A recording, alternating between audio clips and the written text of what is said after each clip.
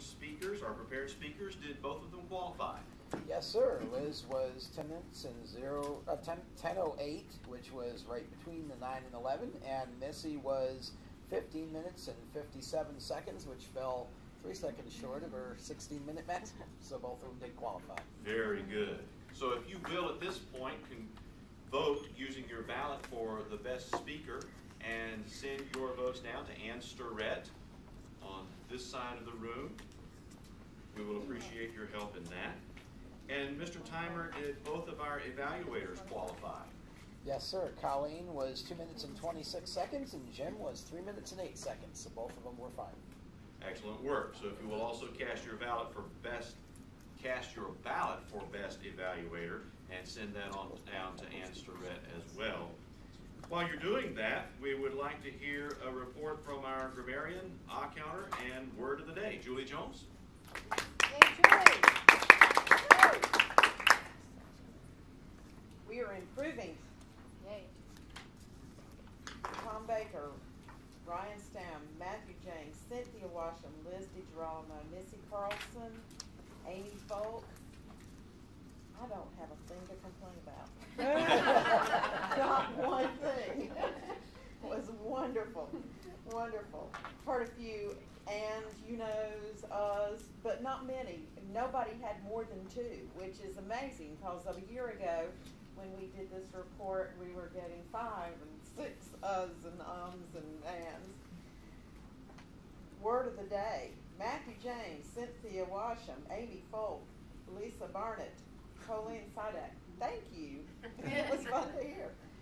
And the phrases that I just jumped out at me. I love the highly technical devices, Tom. Thank you.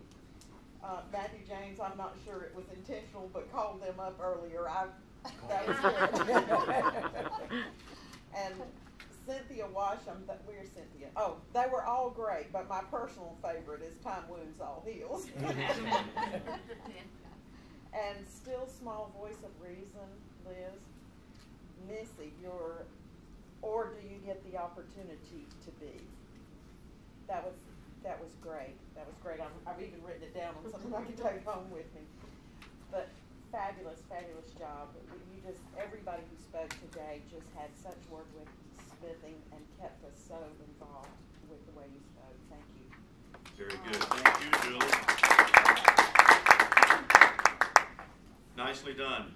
Our meeting was very effective today, and our evaluators served us very well. There, in my mind, are 2 challenges that make evaluations very intimidating. That is, on the one hand, if someone has made a big mistake, or if someone has performed very poorly, you don't want to hurt them or offend them in any way or discourage them. So it's difficult and it's challenging if you've got flagrant violations of professionalism or polish to deal with those cases. But our group tends to do a very good job with that. The other extreme is if you have very high performers. It is quite a challenge to come up with a way to offer some instruction for improvement or some advice for improvement. As I was trying to write my notes in both cases, I found it quite a stretch to come up with something that could be done better. And our evaluators did that well in pushing forward with what our main speakers were trying to achieve.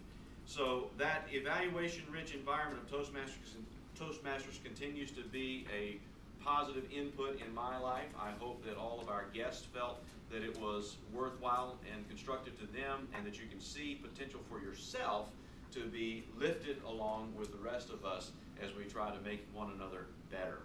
Mr. Toastmaster?